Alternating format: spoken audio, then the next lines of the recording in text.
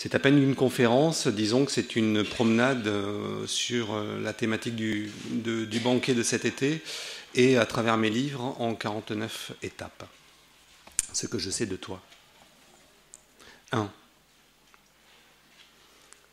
Je te remercie d'être venu m'écouter, te parler de moi, de mes livres, de ce trouble que je ressens quand je pense à ce qui m'est étranger, comme quand je pense à autrui. Je te remercie d'autant plus sincèrement que j'ai eu beaucoup de mal à admettre que tu existes, que tu sois réel, en chair et en os, comme l'on dit, comme on lit dans les romans. 2. Enfant, je te l'avoue sans rougir, j'étais persuadé que tu n'étais pas vrai, ou au mieux que tu n'étais pas celui que tu prétendais être, comme un agent secret, qui cache à tous la véritable nature de ses occupations. Je me revois jouant avec mes Legos, au sol, dans un coin du salon, j'espionnais les grands. Je vais écouter, et ce qui dégringolait jusqu'à moi me paraissait être une farce, la preuve d'une supercherie généralisée. Enfant, je n'ai jamais compris ce qu'étaient les autres. Je voyais les adultes, leurs préoccupations confuses, leurs grands cris, leurs engueulades, la façon dont ils changeaient de visage en fonction de leur interlocuteur, et je me disais que je comprendrais plus tard. Cette pensée-là m'effrayait et me rassurait en même temps. À la fois, j'avais envie de savoir un jour à quoi ressemble le monde des adultes et ce que sont les pensées des adultes, et à la fois, j'avais très peur de devenir comme eux, comme toi. Toujours, j'ai cru que les adultes me cachaient quelque chose. On me répétait que je comprendrais plus tard, que je verrais bien, que je réaliserais à quel point la vie n'est pas facile, à quel point la vie est compliquée. J'imaginais des grands secrets, des choses terribles que les enfants n'ont pas le droit de savoir, et qui concernent le bon fonctionnement de l'univers. Je pensais les énigmes gigantesques. Je ne savais pas qu'ils ne concernaient que des violences sordides, des vexeries anodines ou quelques adultères inventés. Et Phil, n'écoute pas, ce n'est pas de ton âge, ne traîne pas dans mes pattes. Va voir ailleurs si j'y suis. Ne reste pas là. Tout m'était étranger. Le patois parlé par mes grands-parents, la sieste du dimanche après le repas trop arrosé, l'amertume des femmes, le ton niais avec lequel on s'adressait à l'enfant que j'étais. J'espérais que le monde recèle de grands secrets, parce que j'avais la trouille qui se limite à ce que j'en percevais. Ethnologue clandestin, caché dans le couloir ou sous la table, c'est en observant ma propre famille que j'ai compris qu'autrui demeurerait toujours un mystère. Il m'était étranger, tu m'es étranger. Jusqu'à la langue qui était contaminée. J'avais l'impression que les adultes parlaient à demi-mot, que les allusions toujours m'échappaient. C'est comme si les mots contenaient des doubles fonds, des tiroirs secrets. Je voyais les sourires, les connivences qui m'excluaient. Les adultes, croyais-je, codaient leurs propos pour que les enfants ne comprennent pas tout. De tout là-haut, où ils naissaient dans la bouche des adultes, les mots dégringolaient à mes oreilles, en ayant entre-temps perdu leur plus subtile nuance. Ils me parvenaient abattardis, simplifiés à outrance. Je n'imaginais pas une seconde que les adultes ne fassent que parler de météo ou de frites trop salées, des derniers potins ou de ce que l'on joue à la télé ce soir. Je préférais concevoir la complexité d'un code secret plutôt que de m'avouer que les adultes n'ont rien à se dire, qu'ils clapotent dans leur médiocrité dès qu'ils ouvrent la bouche. Tu vois, pour parler de toi, je parle de moi. Comme pour parler de mes livres, je suis obligé de parler de moi. Pourtant, j'écris de la fiction. Je transpose, je déporte, je déplace. Partout où je passe, la question est immanquablement dans les premières que l'on me pose. Elle est parfois la première. Parfois, elle se fait désirer 1 ou 2 minutes, mais elle arrive bien vite, en seconde ou troisième position. La question du vécu, je pourrais la jouer au tiercé, tu sais. À la longue, elle me rapportera un joli pactole. Les collégiens, les lycéens, les lecteurs, toi, vous tous, aimeriez savoir si mon roman est autobiographique, ou à défaut du moins inspiré de faits réels. C'est que, vois-tu, j'ai beau expliquer qu'il s'agit de fiction, il reste encore l'espoir chez ceux qui lisent mes livres que les faits puissent être avérés. Ma méthode, pourtant, j'en parle volontiers. Je n'écris que sur ce que je connais. J'ai situé des passages de mes livres à Nicosie, à Weimar, à Lisbonne ou dans le Piémont italien, parce que j'en sais les couleurs, les odeurs, les vibrations, parce que j'ai éprouvé les questions soulevées par ces villes ou ces paysages. Il ne me viendrait pas à l'esprit de parler d'Islamabad, puisque je n'ai jamais mis les pieds au Pakistan. Je pars de ma vie, de mes doutes, de mes interrogations. Je me nourris de mes lectures, de mes rencontres, du monde qui n'en finit plus de craquer alentour. J'explique qu'il me paraît impossible de forger un personnage trop éloigné de moi, puisque mes textes font quasiment l'impasse du personnage. Il me semble indécent de faire mon nid avec les brindilles de douleur d'un fait divers. Je me tiens à la lisière du véridique, Mais je ne veux pas me priver de l'imagination. Je parle. Et les lecteurs gardent encore l'espoir que j'écrive du vrai, tant l'époque veut les convaincre de la supériorité du vécu sur l'inventé. Il faut, vois-tu, abolir la distance entre le lecteur et le sujet. La fiction est une muraille à abattre. L'invention, me diras-tu, c'est facile. J'ai beau rétorquer que Kafka a écrit l'arrivée en Amérique en pantoufles et robe de chambre sans jamais y avoir mis un pied, on me répond que c'était une autre époque. Maintenant, la littérature, le cinéma, la télévision veulent du drame garanti, sans tromperie, des taches de sang et de sperme réels dans les draps de l'histoire. Je radote que la fiction me permet d'aller plus loin que le biographique. Je n'oppose d'ailleurs pas les gens, je suis lecteur admiratif d'écrivains qui parlent d'eux, ou qui savent avec brio s'inspirer d'autrui, mais j'aime tout autant ceux qui forgent de toutes pièces leur univers. Melville a navigué, mais n'a pas connu Achab, ni la baleine blanche. On me toise avec compassion. On pensait que j'avais vécu de grandes choses. On m'imaginait dépositaire de confession. Les lecteurs se consolent en se disant que je n'avoue pas tout. Et de guerre lasse, je finis par me réfugier dans le doute. C'est vrai ? Me demande-t-on. Alors je me contente d'un sourire, et enfin, les lecteurs frissonnent de connivence complice. Ils voient l'homme qui a vu l'ours. Ils ont eu peur que l'homme ait inventé la bête de toutes pièces. Ils ont le supplément qu'ils réclamaient. Pourtant, je n'écris que sur une seule chose, toi. De texte en texte, de livre en livre, je te cherche. C'est la vérité. Je vais te faire un aveu. Je retrouve parfois dans mes textes des emprunts à d'autres auteurs. Je parle d'ici d'emprunts involontaires, pas de citations que je me serais amusé à glisser au cœur de mes propres paragraphes. Ce jeu-là, je le pratique souvent, pour éprouver le plaisir de voir comment la musique étrangère de notre auteur modifie ou contamine la façon que j'ai de construire des textes. Je cite aussi pour rendre hommage, pour remercier une phrase qui m'a éclairé, qui m'a offert l'exaltation de sa lecture. Ce dont je veux parler serait une sorte de plagiat par négligence ou par ignorance. Je pense sincèrement avoir eu une idée, et je découvre plus tard qu'elle provenait d'ailleurs. Parfois, mes propres phrases me sont étrangères. Mon premier roman, L'effacement du monde, est tout entier centré sur une question, comment le langage nous lie à autrui. Dans le premier tiers, il y a ce passage. Son corps barrait le lit, montagne immobile, à peine trahi par le mouvement d'un souffle lent. En quittant la chambre sombre, j'ai allumé la lumière du couloir et je me suis retourné. Je n'ai pas reconnu Jeanne. La pénombre vibrante, l'abandon de son sommeil et le jeu croisé des pans de noirceur transformaient son visage, creusaient des reliefs inattendus, gommaient certaines lignes que je croyais savoir par cœur. Une vague familiarité affleurait à la surface de cette tête étrangère, surnageant à l'extrémité de la masse confuse de la couette. J'aurais pu croiser ce visage-là dans la rue sans le remarquer, le saluer dans l'escalier comme on salue poliment un voisin dont on ne sait rien. J'ai failli revenir en arrière, allumer l'halogène, secouer cette femme qui avait passé la nuit dans mon lit, tassée à l'autre extrémité du matelas. Mais je me suis arraché à cette contemplation effrayante. Les ombres, ai-je pensé. Les ombres me jouent des tours. Dans le mythe de Sisyphe, Camus écrit « Voici l'étrangeté. S'apercevoir que le monde est épais. Entrevoir à quel point une pierre est étrangère, nous est irréductible. Avec quelle intensité la nature, un paysage peut nous nier. Au fond de toute beauté gît quelque chose d'inhumain. Et ces collines, la douceur du ciel, ces dessins d'arbres, voici qu'à la minute même, ils perdent le sens illusoire dont nous y revêtions, désormais plus lointain qu'un paradis perdu. L'hostilité primitive du monde, à travers les millénaires, remonte vers nous. Pour une seconde, nous ne le comprenons plus. Ces décors, masqués par l'habitude, redeviennent ce qu'ils sont. Ils s'éloignent de nous.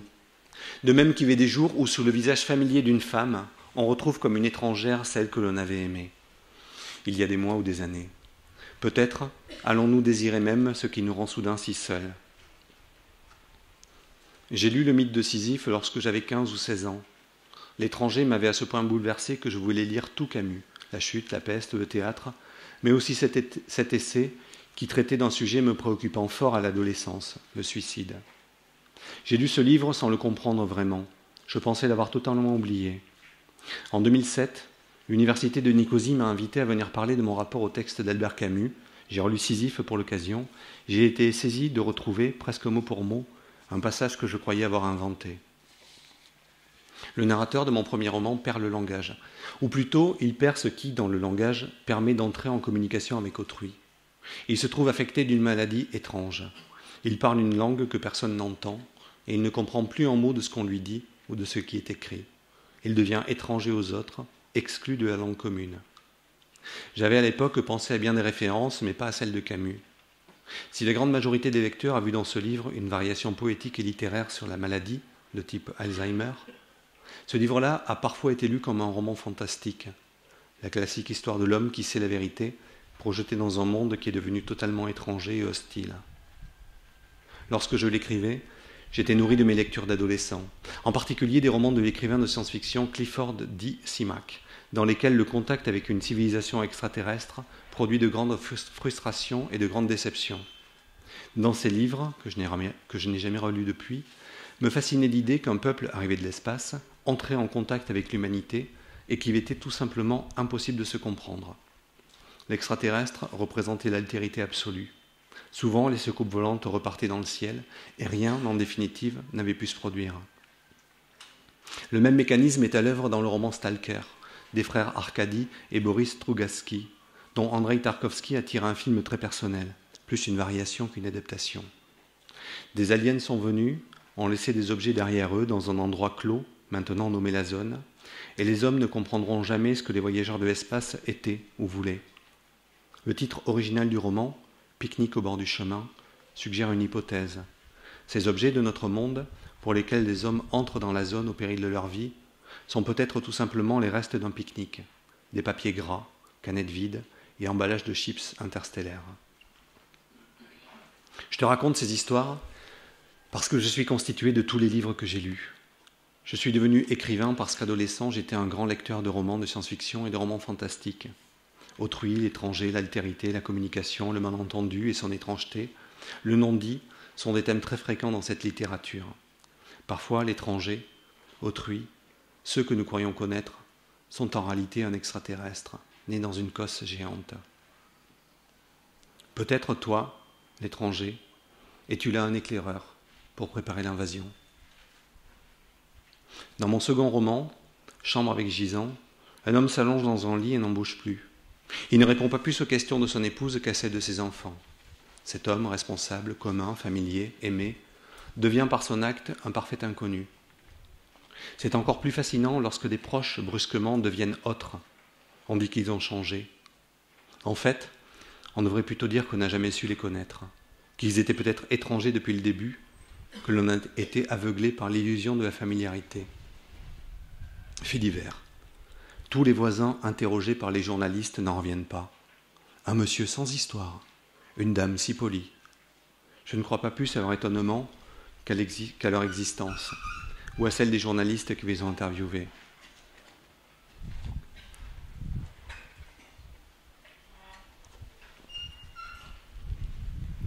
Quand j'avais 15 ou 16 ans, j'ai commencé à écrire un impossible roman.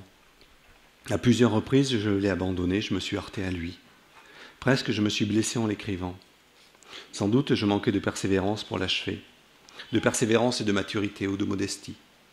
Ce roman racontait l'errance en Europe d'un narrateur se demandant s'il aurait le courage d'être père. J'ai commencé à l'écrire à une période de ma vie où je n'avais jamais voyagé nulle part, mes parents passant leur été dans la maison de campagne, au beau milieu de la forêt des Landes. La ressemblance entre ce texte et mon dernier roman, Le démon avance toujours en ligne droite, s'arrête là. Ce texte de jeunesse, dont je m'aperçois que je n'ai jamais parlé en public, avait comme toile de fond l'arrivée inéluctable d'un cataclysme produit par les ordinateurs. Je n'imaginais pas un soulèvement des machines, comme la science-fiction nous en prédit depuis 30 ans, ni l'hostilité d'une intelligence artificielle à l'égard de ses créateurs. Je voyais plutôt la stupidité mécanique d'un système de défense qui se mettait en branle sans que l'homme ne puisse en enrayer le contenu. J'avais vu peu avant le docteur Folamour, et j'étais marqué par le final où la folie d'un seul homme entraîne une riposte mécanique qui déclenche la fin du monde. Game over généralisé. Ce que je retiens de mes laborieuses tentatives romanesques est la théorie qui sous-tendait ce roman, une théorie simple. Autrui restera à jamais partiellement inaccessible, parce qu'autrui ne vit pas dans le même monde que nous. Ce roman aurait dû s'appeler Umwelt. J'ai jalousement conservé le titre. Je n'en ai jamais parlé à qui que ce soit parce que j'imaginais un jour le reprendre et parvenir à l'écrire. J'ai croisé les doigts pour que personne ne s'intéresse à ce terme jusqu'en 2004, où la chorégraphe Maggie Marin s'en est servie comme titre de son nouveau spectacle. Laisse-moi t'expliquer. Développer la charnière entre le 19e et le 20e siècle par deux biologistes, Jacob von Uxküll et Thomas Seebeck, l'Umwelt est un mot allemand souvent mal traduit par le terme d'environnement, voire d'environnement sensoriel. Il est parfois mieux rendu par l'expression « monde propre ». Pour résumer grossièrement le concept, le monde diffère en fonction des espèces qu'il abrite. Une tique a beau partager notre espace, elle ne vit pas dans le même monde que nous. Elle est aveugle, sourde, mais pourtant se déplace en flairant l'acide butyrique produit par nos glandes sudoripares. Chaque espèce perçoit le monde de manière sensorielle. La chauve-souris qui frôle nos cheveux les soirs d'été vit sur une autre planète.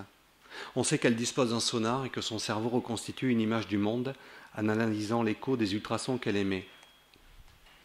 Âgé de 16 ans, vois-tu, j'avais élargi la théorie, me demandant si, au fond, chacun de nous ne vit pas dans son monde propre. Un Umwelt déterminé par les sens. Il suffit d'avoir eu un grand-oncle sourd comme un pot pour comprendre que cet homme-là n'est pas tout à fait habitant du même monde que nous.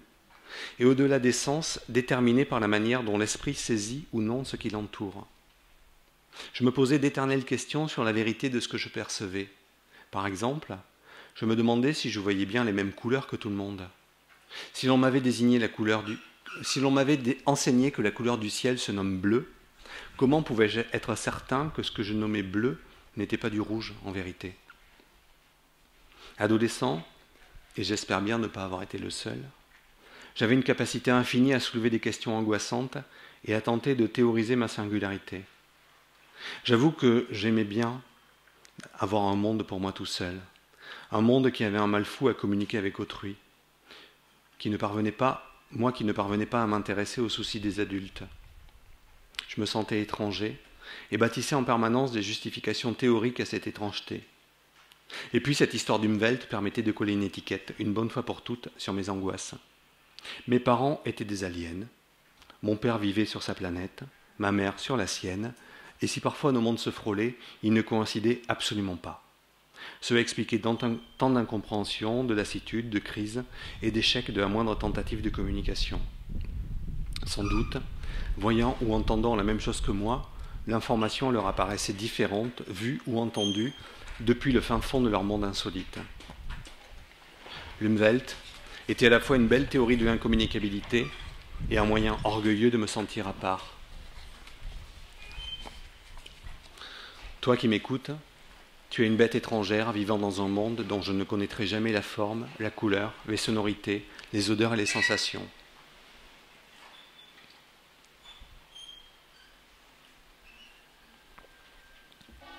Quand on me demande ce que j'écris, j'ai toujours un peu de peine à expliquer. D'autant plus que la question est souvent posée par politesse et qu'elle réclame une réponse courte. Voyant mon embarras, on me lance parfois quelques perches. Des polars? Des romans historiques? Non.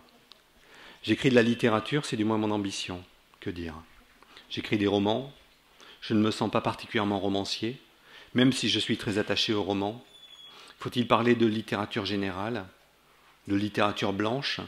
Ce terme, bien qu'il s'oppose à la littérature noire, me fait surtout penser à une sorte de label ethnique totalement inapproprié. Quand je dis que j'écris de la littérature jeunesse, les questions s'arrêtent, comme s'il s'agissait d'un genre en soi, le drame social, l'heroic fantasy, les canards qui parlent et oui oui se valent. Pareil pour le théâtre, les questions s'arrêtent. J'écris du théâtre, ciel mon mari, s'exclame la dame en voyant arriver Godot. Dans la ville où j'habite, je fréquente parfois une bouquinerie où les journalistes revendent leurs services de presse neufs. La personne qui travaille là-bas classe les romans en deux catégories. Il y a le bac roman et le bac intello. Imagine ma vexation le jour où j'ai retrouvé l'un de mes livres dédicacé Orient roman, alors que je lui espérais au moins le destin du bac intello. Une fois que j'ai vaguement bredouillé être auteur de littérature, je dois parfois expliquer le sujet de mes livres.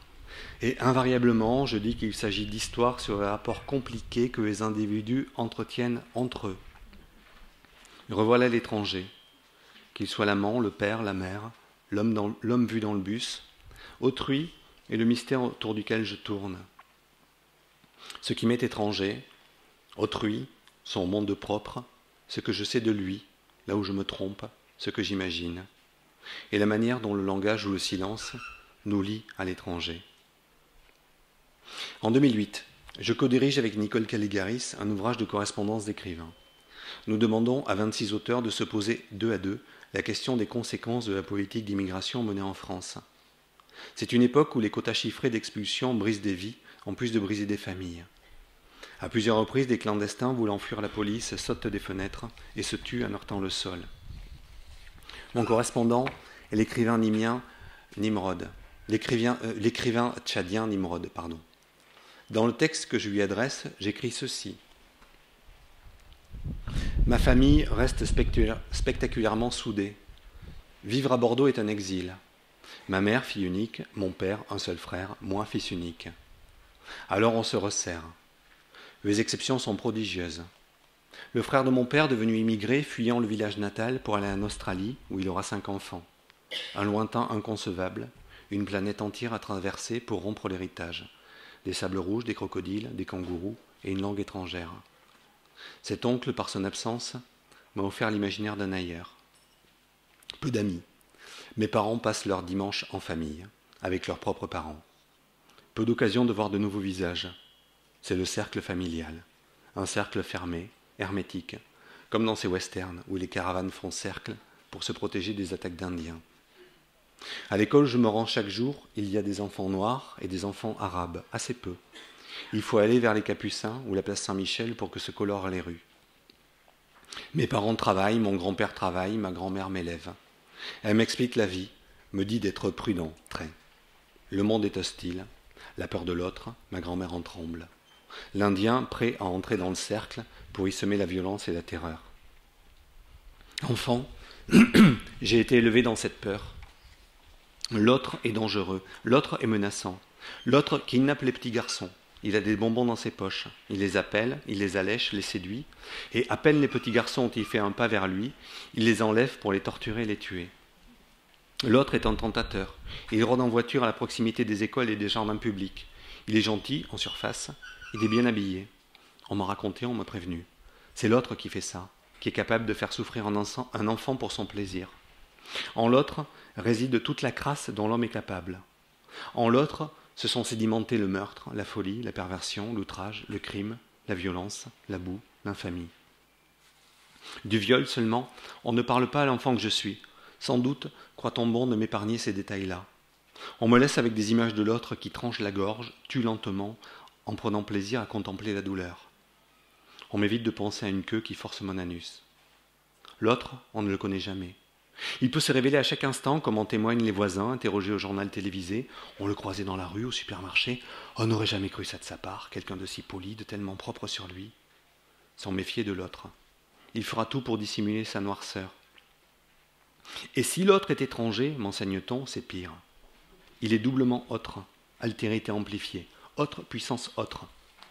Par exemple, c'est ma grand-mère qui me met en garde, l'autre peut être noir ou arabe. Ma grand-mère roule des yeux, pour peu elle se signerait. Elle serre plus étroitement son sac lorsqu'elle croise ce genre d'autres dans la rue. Et Dieu sait que dans le quartier des Capucins, on en croise des autres. On raconte de vieilles histoires.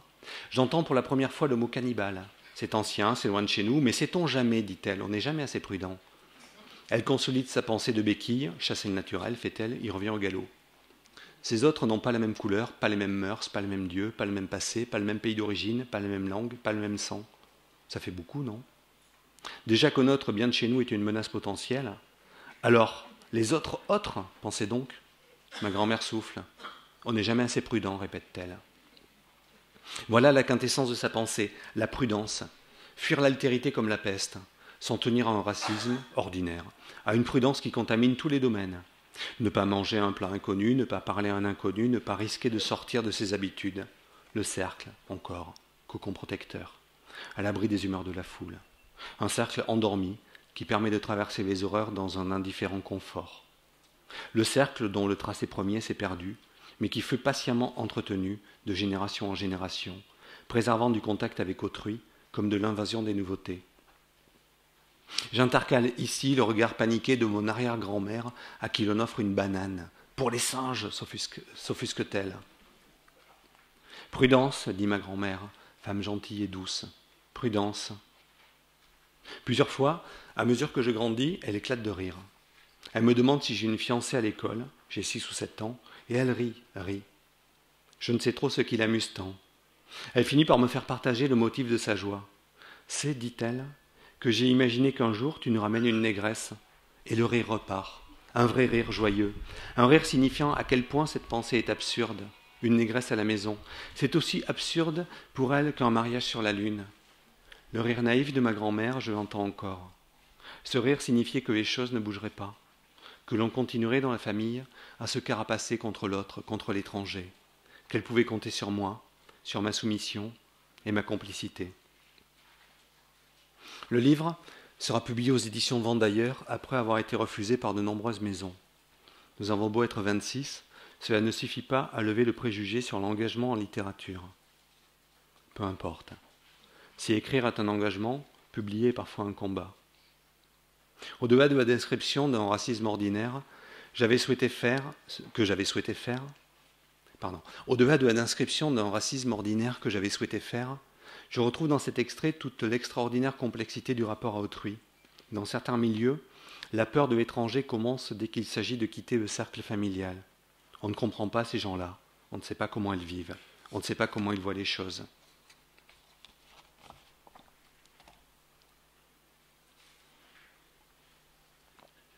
C'est en terminale, en cours de philosophie, lorsque le professeur évoque Descartes, que je peux mettre un nom sur une pensée qui m'a taraudé toute mon enfance. Souvent, je me suis demandé si autrui existait réellement. Je m'imaginais fou, inventant mon monde, ou bien dans le coma, construisant de toutes pièces les décors, les paroles, les visages, les personnages de mon petit théâtre intérieur. Je découvre alors non seulement que cette idée porte un nom, celui de solipsisme, et qu'elle a été théorisée des siècles avant que j'en éprouve l'angoisse.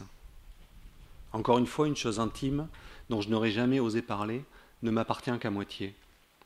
C'est agaçant, vois-tu, d'être dépossédé brusquement de sa propre névrose. Après coup, si je veux être honnête, je pense que la sensation de solipsisme m'a été offerte par mes lectures de science-fiction. De nombreuses histoires jouent sur l'illusion du réel. J'ai aussi beaucoup lu Philippe K. Dick, même si dans ses nouvelles et romans, souvent le narrateur découvre que le monde et autrui existent, mais ne sont pas ceux qu'ils semblent être au premier abord. Il faut que je t'avoue autre chose. Comme je ne suis pas sûr que tu sois là, je peux me permettre de tout avouer. J'ai aussi dû combattre l'idée qu'un étranger nidifiait en moi. J'ai grandi en me demandant à quel point je me trahirais. Je ne voulais pas devenir un homme lointain, coupé du monde, avachi devant son téléviseur. Je ne voulais pas d'une femme qui pleurerait, qui dirait partout du mal de moi, qui roulerait de grands yeux dès que ma main s'approcherait du col d'une bouteille. Je ne voyais autour de moi que des femmes malheureuses à cause d'hommes distants. Je regardais dans les albums les rares photos de jeunesse de mes parents, et je cherchais à savoir quand ça se produisait. Quand l'enfant infini s'éboulait tout entier dans l'adulte résigné. Je cherchais sur les visages un indice, un signe, et je ne trouvais rien. Je voyais les rondeurs de l'enfance fondre dans la beauté de l'adolescence. Je voyais des sourires, une robe de mariée, sans doute arrivée trop vite, des sourires encore. Les photographies n'exprimaient rien de l'abandon et de la défaite. Les photographies créaient des fictions, des faux-semblants. Tout le monde, tout le temps, posait et souriait, même sur les plus récentes. Jamais un pleur ne s'était laissé fixer sur une pellicule. Il m'a fallu du temps pour comprendre que l'on pouvait grandir sans se trahir. En un sens, je ne suis jamais devenu adulte, parce que je ne suis jamais devenu l'adulte auquel les malédictions familiales me vouaient.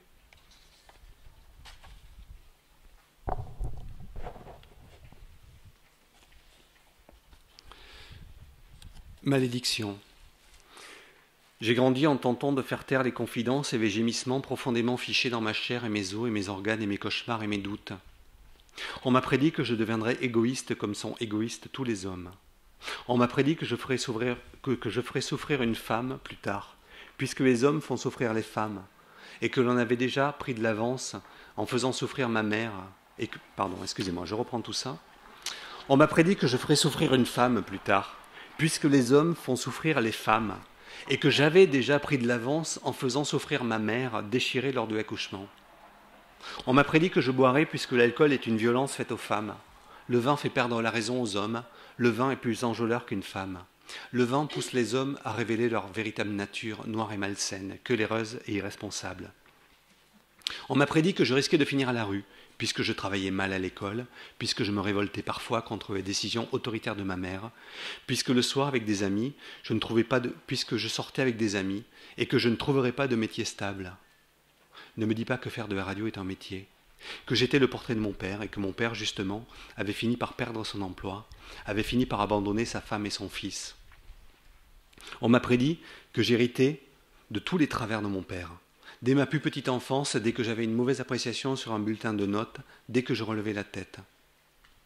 On m'a prédit qu'une mauvaise graine pousse mal, produit des épines, ne donne que de la mauvaise herbe, du chien-dent, des chardons, des orties, des ronces. On m'a prédit que j'avais ça en moi, sans définir de quoi il était question. Il suffisait de dire ça. Il suffisait à ma mère de prononcer ça, avec tant de mépris, de colère et de haine, que j'imaginais le reste. Tout ce que ça impliquait, tout ce que ça comportait. Ça était une malédiction, une bombe cachée au creux de mon cerveau, ou tout au fond de mon cœur. Ça était le maillon de mon génome. Ça était dans mes glandes comme dans mes organes. Ça était la substance même de mon corps. Et ça révélerait un jour sa vraie nature. Ça se déchaînerait. Ça me pousserait à devenir mauvais et à faire souffrir les autres. Un jour, j'ai vu le schéma de l'ADN, la double hélice. Je savais que ça se cachait là-dedans. Autant s'extraire le cœur ou le cerveau pour y échapper. On m'a prédit que je tournerais fou. J'écoutais adolescent de la musique de fou, je me comportais comme un fou. On m'a prédit que je deviendrais comme le grand-oncle Robert, que je finirais prostré, l'œil éteint et la bouche masquée par la moustache basse, à ne parler qu'à moi-même pour me raconter encore une fois la guerre, les avions, le char allemand qui avait roulé sur le ventre de son camarade, les cris, la peur. On m'a prédit l'avenir sombre que je m'étais pressé de bâtir de mes propres mains, donnant raison à ma mère et à ma grand-mère. On m'a dit que je serais fou, parce que les hommes ne cherchent jamais à échapper à la folie.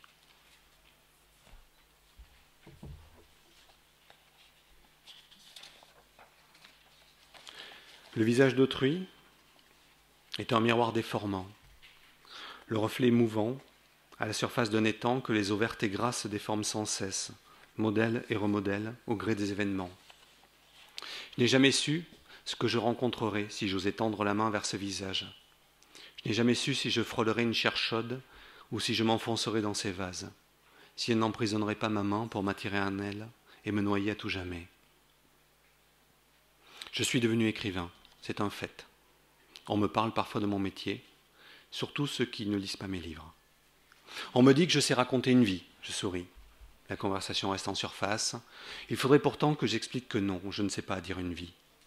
Ce qu'il faut de détails, de rêves, de souffrances, d'imagination, d'empathie pour entrer dans une vie. C'est le pari que tentent de relever les biographes. Ils accumulent les faits, les actes, les déplacements, les adresses et les témoignages. Ils tentent de faire croire qu'ils savent une vie autre que la leur. Mais que connaissent-ils des emportements de l'intérieur, de ce qui se joue dans les pensées les plus obscures d'une personne étrangère?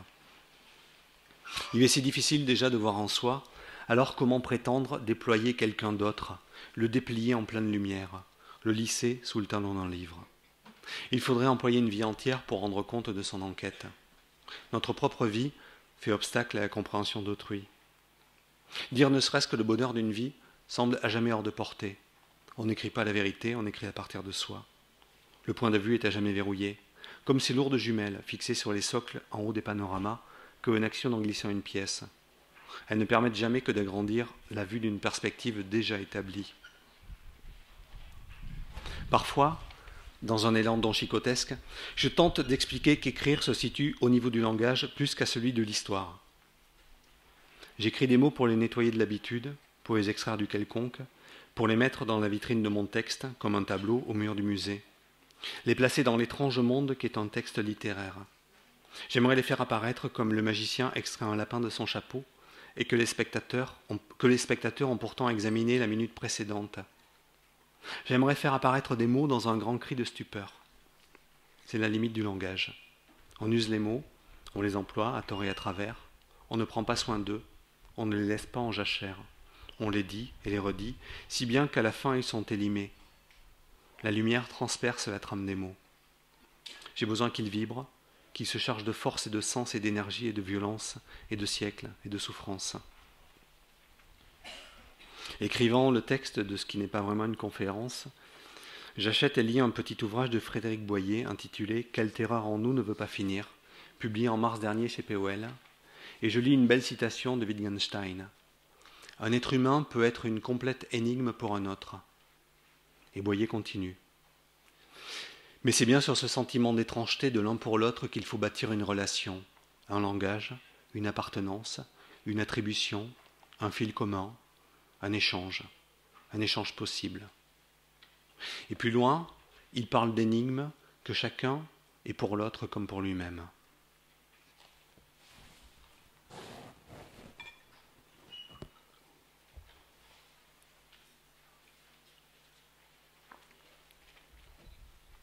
Je partage une hypothèse avec toi. J'écris pour tenter de comprendre autrui, ou plutôt pour tenter de cerner combien autrui est inconnaissable, parce qu'il serait prétentieux de vouloir trouver des solutions. J'écris pour tenter de me familiariser avec autrui. J'écris pour me familiariser avec toi, pour te retrouver, puisque je ne t'ai pas pris au sérieux pendant longtemps. J'écris parce que fondamentalement, je ne sais rien d'autrui. Parce que, paradoxalement, je suis comme le narrateur d'incidents de personnes. Je déborde des récits et des histoires d'autrui. J'ai le plus petit dénominateur commun du langage qui me sert à m'interroger encore et encore sur le mystère de l'étranger. Le monde fourmille d'étranges. On me dit souvent que j'ai de l'empathie pour mes personnages.